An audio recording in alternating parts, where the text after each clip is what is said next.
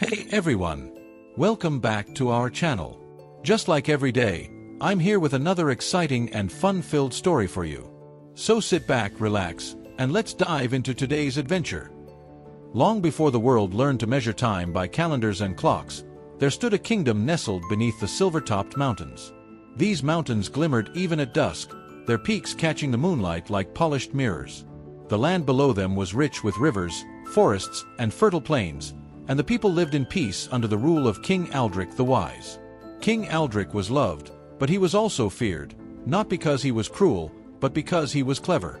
He ruled with patience and foresight, believing that power must be earned anew each day.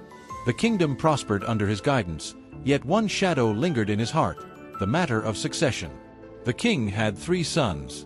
Prince Roland, the eldest, was disciplined and proud.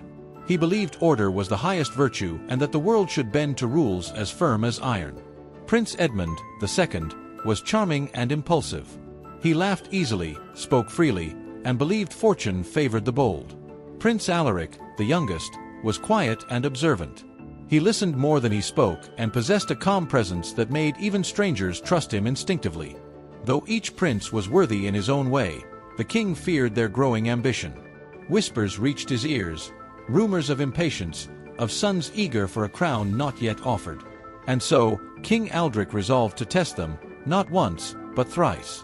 One autumn morning, the king summoned his sons to the great hall. Sunlight poured through stained glass windows, painting the stone floor in hues of gold and crimson.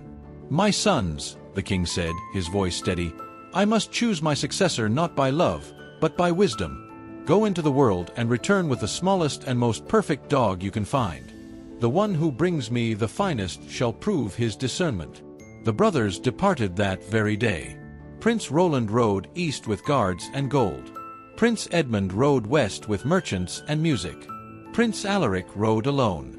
Days turned into weeks as Alaric traveled through distant villages and silent forests. He found many dogs, loyal, strong, clever, but none felt perfect. Fate, it seemed, was waiting. One night, a violent storm overtook Alaric deep within an ancient forest. Thunder cracked like breaking stone, and rain fell in blinding sheets. Seeking shelter, he followed a narrow path, and there, glowing softly through the darkness, stood a castle unlike any he had ever seen. Its towers shimmered, and its gates opened without a touch. Inside, he was greeted not by servants, but by cats, dozens of them, walking upright, dressed in velvet collars, bowing politely. At the heart of the castle sat a small white cat upon an ivory throne. Her eyes shone like sapphires, filled with intelligence and mystery. "Welcome, Prince Alaric," she said. "You are safe here." And so began a chapter of his life he would never forget. Days at the castle flowed like music. The cats hosted feasts, dances, and hunts. The white cat, who allowed Alaric to call her Lady Celine, spoke with wisdom beyond her form. They discussed kingdoms, justice, fear, and hope. Slowly, without realizing it, Alaric began to care for her deeply. When he remembered his quest, Celine smiled. "Stay 1 year," she said. "Then I shall help you." When the year ended, she gave him a walnut. "Do not open it until you stand before your father." Inside it was a dog so tiny and flawless that the court gasped in wonder. Yet the king was not satisfied. "Bring me cloth so fine it can pass through the eye of a needle," the king demanded. Again, Alaric returned to Celine. Another year passed, filled with unspoken affection and growing longing.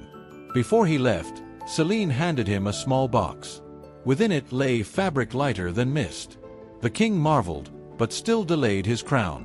"For my final test," the king declared, "bring me the most beautiful bride in the world." Alaric's heart already knew the answer. When he returned to the castle, Celine greeted him with sadness. "To free me," she said, "you must strike me with your sword." Tears filled his eyes, yet he trusted her. In a burst of golden light, the cat vanished, and in her place stood a princess of unmatched grace. The curse was broken. Celine revealed her past. Cursed as an infant by jealous fairies, her kingdom transformed alongside her. Only one who loved her spirit over her form could break the spell. Alaric had done so.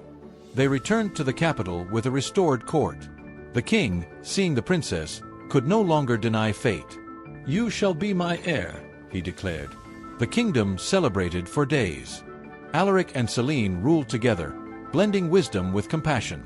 The restored castle became a place of learning and peace. Though Celine was no longer a cat, the legend endured. Parents told their children of the white cat who taught a prince that love is not bound by form. And so the kingdom thrived, bound by patience, loyalty, and courage.